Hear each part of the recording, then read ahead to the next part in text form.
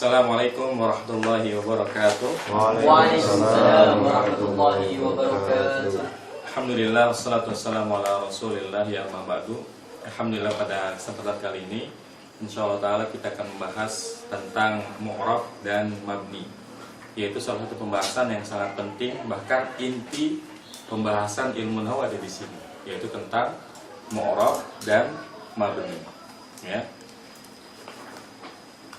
Gambarannya adalah seperti ini. Dalam Al-Quran kita terkadang menemukan ada satu kata yang sering berubah-ubah harokatnya, ya. Terkadang ia dhammah, terkadang ia fathah, dan terkadang ia kasrah. Ya, contohnya misalkan lafzul jalal Allah, terkadang ada yang dhammah, ya. Ya, contohnya di ayat kursi Allahu la ilaha illa huwal hayyul qayyum, ya. Dhammah di situ. Kemudian di Al-Fatihah kasrah. Alhamdulillahi, ya, disitu berangkat kasrah. Dan kita sering menemukan ayat Quran innallaha, ya, innallaha ma'as-sabirin, innallaha bima ta'malun khabir, dan sebagainya. Di situ lafzul jalal Allah berharokat fathah. Kemudian terkadang kita menemukan kata muslim, ya, jamaknya ada yang muslimun, ya. Ya, contohnya dalam hadis Rasulullah, al-muslimu man salimal muslimuna, ya, min lisani wa yadihi. Orang muslim adalah orang Islam lainnya selamat, ya. Al-muslimuna. Tapi terkadang muslim ini jamaknya bukan muslimun tapi muslimin, ya. Ya. Contohnya dalam salah satu doa iftitah, ya. La syarika lahu wa bidzalika umirtu wa ana awwal muslimin atau wa ana minal muslimin, ya. Di situ muslimin, sedangkan di tempat yang tadi muslimuna, ya. Ini menunjukkan ada kata dalam bahasa Arab yang berubah-ubah, ya, kondisinya, ya. Kata yang berubah kondisinya disebut dengan ini, disebut dengan mu'rab, ya. Jadi mu'rab adalah istilah untuk kata yang berubah-ubah kondisi akhirnya, baik berubah harokatnya atau berubah hurufnya, ya. Lafzul jalal Allah yang berubah apanya? Harokatnya, ya. Kadang dia dhammah Allahu, kadang dia kasrah Allah, kadang dia Allahi, kadang dia fathah Allah, ya. Sedangkan muslimun dan muslimina yang berubah apanya? Hurufnya. Kalau harokatnya sama-sama na, iya enggak? Kalau kita perhatikan muslimuna, ya. Misalkan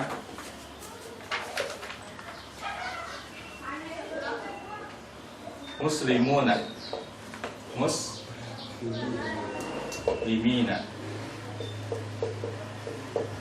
sama-sama fathah ujungnya. Tapi apa yang beda? Yang satu pakai waw, muslimuna, yang satu pakai ya, muslimina, ya.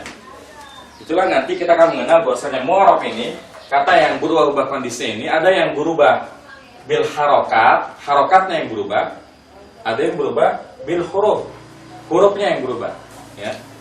Jadi mu'rab itu ada yang berubah harokatnya, ada yang berubah hurufnya. Sementara itu di dalam Quran juga kita sering menemukan kata yang selamanya dalam keadaan seperti itu. Contohnya apa? Misalkan huwa. Sampai kapanpun huwa tuh huwa, nggak mungkin huwi atau huwu, nggak mungkin. Hiya, ya.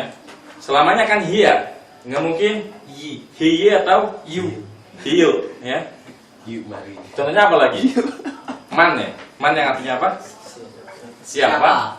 Selamanya akan dalam bentuk man. Nggak mungkin dikasih harokat mani, manu, atau mana. Tidak. Selamanya man. Nah, ini disebut sebagai mabni, ya. Jadi kalau kata yang tidak berubah keadaan akhirnya, apapun yang terjadi disebut dengan mabni. Sampai sini paham? Ya, Anda ulangi. Kalau kata berubah-ubah kondisi akhirnya disebut dengan mu'rab, adapun kata yang tidak berubah-ubah apapun kondisinya disebut dengan mabni. Mu'rab sendiri ada dua. Ada kata yang berubah harokatnya, ada kata yang berubah hurufnya. Nah, kita pelajari yang dikit dulu, yang mabni dulu, ya. Yang mu'rab belakangan. Apa aja kata yang termasuk mabni? Yang pertama adalah isim domir, ya. Isim domir itu semuanya mabni, dari huwa sampai nahnu selamanya akan dalam keadaan seperti itu, ya. Jadi nahnu ya nahnu terus, nggak mungkin nahni atau nahna, ya. Beda dengan anta sama anti. Berubahnya bukan karena anta berubah jadi anti, tapi memang anta itu laki-laki, anti untuk perempuan, ya, seperti itu. Kemudian yang kedua isim isyarah, ya. Haza, hazihi, zalika, tilka. Selamanya zalika ya zalika, ya. Nggak mungkin zaliku atau zaliki. Tilka ya tilka, nggak mungkin tilku atau tilki, ya. Kemudian yang ketiga huruf. Semua huruf, ya. Kan kita udah belajar minggu lalu bahwasanya kata itu ada 3 dalam bahasa Arab. Ada fi'il, ada isim, ada huruf. Ya. Kalau fi'il dan isim ada yang murab, ada yang mabni. Tapi kalau huruf semuanya mabni tanpa kecuali. Ya, catat kaidah ini. Semua huruf mabni. Huruf apapun. Huruf apa aja yang teman kenal? Ya, ada huruf jar ya. Huruf jar min, ila, an, ala, fi, ruba, bi, ka, li. Kemudian huruf sumpah wa, bi, ta, semuanya mabni. Bagaimana dengan huruf apa lagi? Summa, huruf atop ya, seperti wa dan Saufa. summa. Kemudian saufa juga huruf.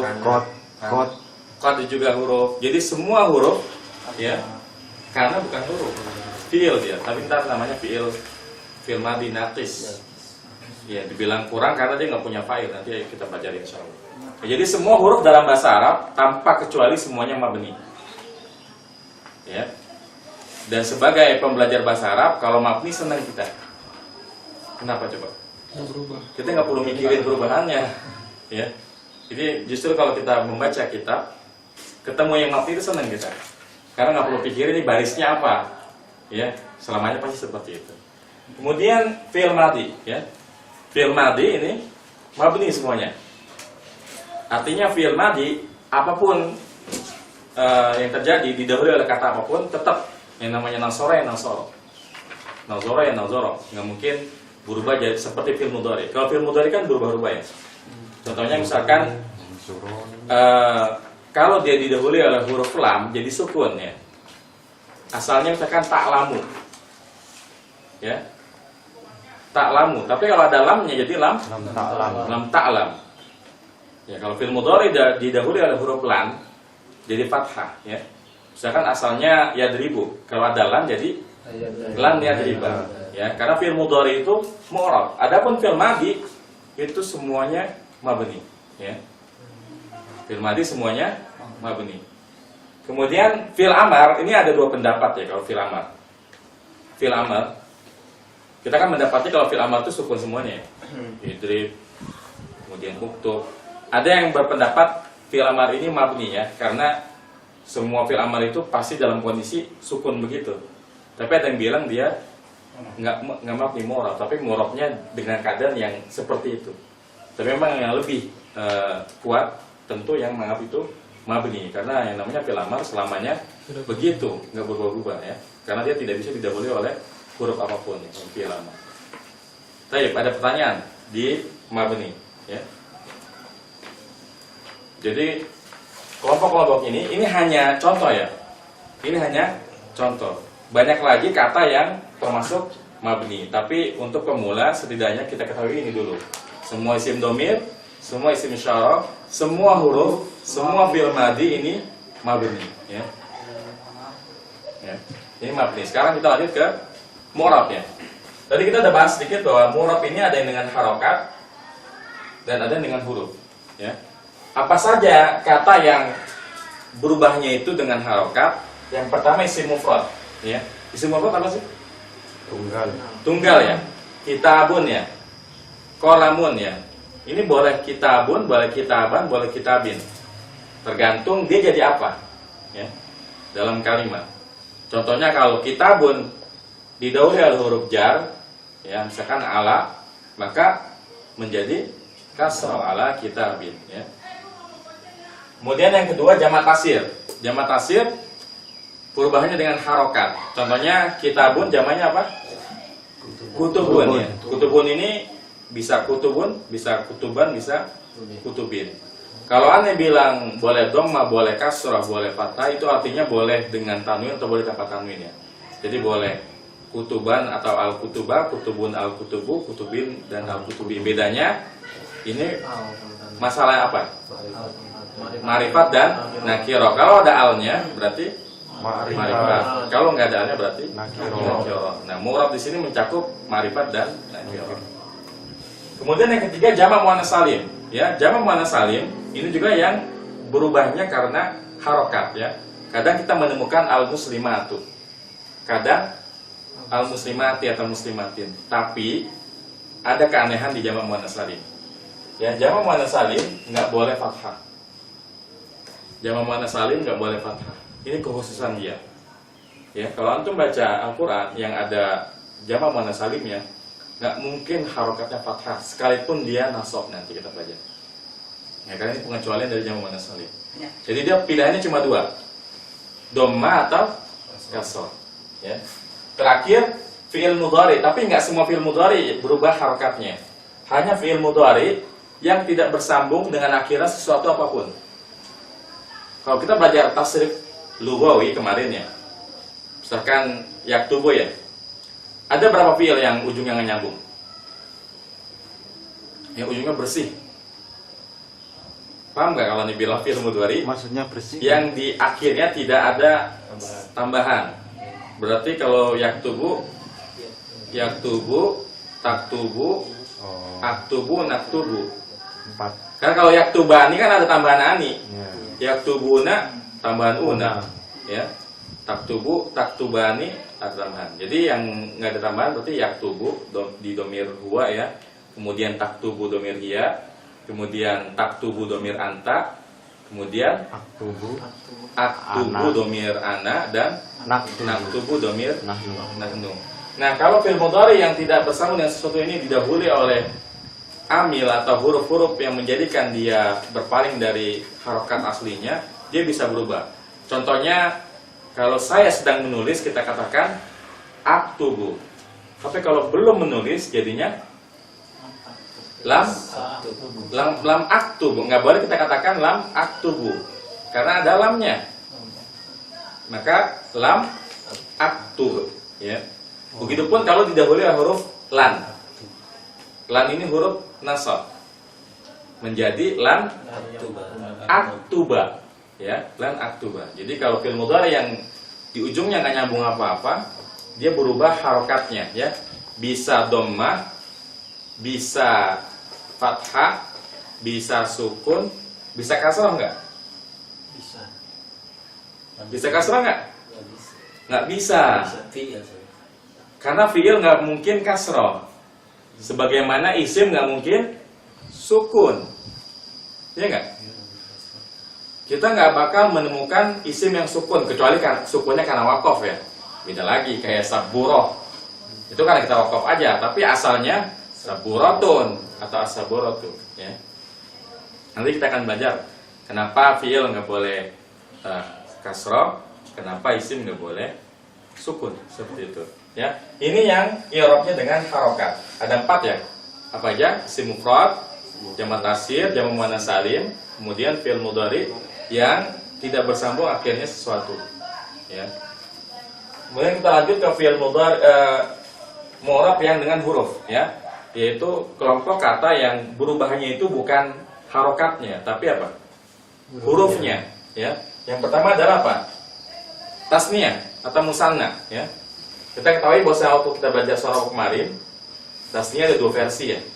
Ada yang ani, ya misalkan muslimun jadi muslimani, ada yang muslimaini. Kalau kita perhatikan muslimani dan muslimaini harokatnya sama nggak? Sama-sama apa? Ani. Sama-sama kasroh, ni dan ni, muslimani, muslimaini. Tapi yang beda apa? Yang satu alif, yang satu ya. Maka tasniyah termasuk kelompok yang mu'rabnya dengan huruf ya. Begitupun dengan jamak mudzakkar salim. Kita belajar jamak mudzakkar salim ada 2 bentuk, una dan ina. Barisnya sama-sama kasroh ya. Una dan ina. Nah, bedanya apa? Yang una pakai waw, yang ina pakai Iya. ya. Maka jamak mudzakkar salim termasuk yang mu'rabnya dengan Bil huruf. bil huruf, dengan huruf. Kemudian yang keempat, al asmaul khamsatu. Isim-isim yang 5. Jadi ini kayak kelompok khusus nih. Dia terpisah dari isim yang lain. Apa itu isim-isim yang 5? Abuka, Ya. abu, hamun, abun, hamun, fu, Fuzu. Jadi isim yang 5 ini sebutan untuk kelompok kata yang memiliki i'rab khusus. Makanya dia disebut dengan isim yang 5. Eksklusif dia. Karena sifatnya khusus ya. Apa aja sih yang 5 itu? abun, Jadi abuka, yang kalau mau gampang pakai abuka aja ya. Abuka abuka, ya. Jadi ada abuka, bapakmu, kemudian amuka, akhuka, kemudian kamuka, ahuka apa? saudara, Saudaramu. Kamuka, Iparmu. iparmu ya. Kemudian fuka, amuka, Mulutmu. mulutmu ya. Mulut. mulutmu hari bang, Kemudian Yuk. bu, ya. Ya. Jadi abun, akhun, hamun, famun, zu. Ini kelompok kata eksklusif dia, memiliki sifat khusus. Kenapa? Karena ketika dia dalam kondisi asli pakai waw, abuka, akuka, hamuka, fuka, zumalin. Tapi ketika nasab, ya nanti kita akan baca nasab, abaka pakai fathah dia. Jadi ada yang waw, ada yang alif, ada yang ya. Kalau waw berarti abuka, akuka, hamuka, fuka, zumalin. Kalau alif abaka, akhoka, hamaka, faka, damalin. Kalau ya Abika, akhika, hamika, fika, dimalin. ya, jadi ini keturunannya seperti itu ya. Jadi isim yang 5 itu abun, akhun, hamun, famun, dan zu. Nah, zu ini nggak mesti zumalin. Zumalin artinya apa? Yang memiliki harta. Zu itu artinya apa sih? Yang memiliki ya. Boleh, misalnya Zulkarnain ya. Yang memiliki apa? Karena 2 tanduk dia. Oh. Zulkifli yang memiliki tanggungan. Kifl. Apa lagi? Zu apa lagi? karena yang fikir, Zul apa lagi? Zulqa'id. Ya, jadi Zu ini artinya milik. Nah, ini semuanya ya. Ya, Zal Jalal wal Ikram ya. Wahai pemilik Al Jalal, keagungan dan kemuliaan. Ya. Jadi ada 5. Apa aja? Abuka, akhuka, hamuka, fuka, zumalin. Kapan kita pakai yang waw, kapan kita pakai yang alif, dan kapan kita pakai yang ya? Ini dibahas nanti di i'rab ini nanti ya. Jadi sekarang kita pelajari dulu ini isim yang itu seperti ini. Ada yang waw, ada yang alif, dan ada yang ya. Baik, ada pertanyaan di isim yang 5. Misalkan kita mau mengatakan ini adalah bapakmu, ya, maka kita katakan ada abuka. Tapi kalau kita mau mengatakan saya melihat bapakmu, nanti ro'aitu abaka, karena maf'ul bih. Nanti kita akan pelajari. Kalau kita bilang saya berpapasan dengan bapakmu, marartu bi abika. Nah, ini contoh penerapannya nanti ya. Jadi ada yang abuka, ada yang abaka, ada yang abika, ya. Dan ini sangat penting dalam bahasa Arab ya, karena dalam bahasa Arab beda kondisi akhir kata, apa akibatnya? maknanya juga beda. Maknanya beda, ya. Jadi bisa jadi kedudukannya beda, jabatan dalam kalimat beda, ya. Misalkan kalau doroba Zaidun Bakron, siapa yang mukul? Saya sepul bakar, Tapi kalau doroba Zaidan Bakrun, siapa yang mukul? bakron kalau saya Eh? Siapa yang mukul? bakar, Bakar, ya, karena yang domatain si Zaid. Bakrun, yang doroba Zaidan Bakrun. Ini contoh manfaat kenapa kita harus belajar i'rab. Karena beda kondisi akhir, maka akan beda jabatannya dalam suatu kalimat seperti itu, ya. Ada pertanyaan? Kita lanjut ke fiil-fiil yang 5, ya. Jadi yang keempat, kelompok kata yang berubah hurufnya, ini fiil yang 5. Fiil yang 5 apa aja sih? Fiil yang 5 apa aja? Yaf'alani, taf'alani, yaf'aluna, taf'aluna, taf'alina. Ya. Kelima fi'il ini ya berubah hurufnya. Apa yang berubah? Ketika fi'il ini didahului oleh misalkan huruf jazm, maka nunnya dibuang. Jadi kalau fi'il yang 5, perubahannya itu terlihat dari huruf nunnya yang dibuang. Contohnya misalkan kalau yaktubuna, artinya apa yaktubuna? Mereka sedang menulis ya. Kalau ada lamnya, jadi gimana? Lam yaktubu. Taktubuna. Kalau ada lamnya, lam taktubu. Gitu, ya. Jadi fi'il yang 5 ini perubahannya dari sisi itu. Ketika ada didahului oleh huruf jazm atau huruf nasab, nunnya dibuang ya. Jadi dia yang berubah hurufnya. Yang satu ada nunnya, yang satu nunnya dibuang ya. Ini fi'il yang 5. Pertanyaan, ya ada pertanyaan. Kan kita tadi bilang fi'il mudhari kalau ujungnya nggak ada apa-apa berarti berubah harokatnya. Ya berarti kalau yaktubu, yaktubani, yaktubuna, oke. Nah berarti ada sisa nih. Yaktubuna sama taktubuna nggak disebut kan? Itu gimana kalau yaktubna sama taktubna? Berarti yang fi'il mudhari domir hunna dan antunna. Benar, santum. Mabni. Jadi fi'il mudhari ada dua yang mabni. Yaitu fi'il mudhari domir hunna dan fi'il mudhari domir antunna ya. Jadi catat kaidah ini bahwa semua fi'il mudhari domir hunna, jadi domir hunna dan antunna ini mabni. Artinya apa? Sekalipun kata ini didahului oleh huruf lam misalkan, itu tetap nggak dibuang nunnya. Misalkan yaktubu, yaktubani, yaktubuna, taktubu, taktubani, yaktubna. Ketika ada lam misalkan, tetap dibaca Lam yaktubna. lam yaktubna. Begitupun dengan taktubna ya, antuna, tetap kita katakan Lam yaktubna. lam taktubna ya.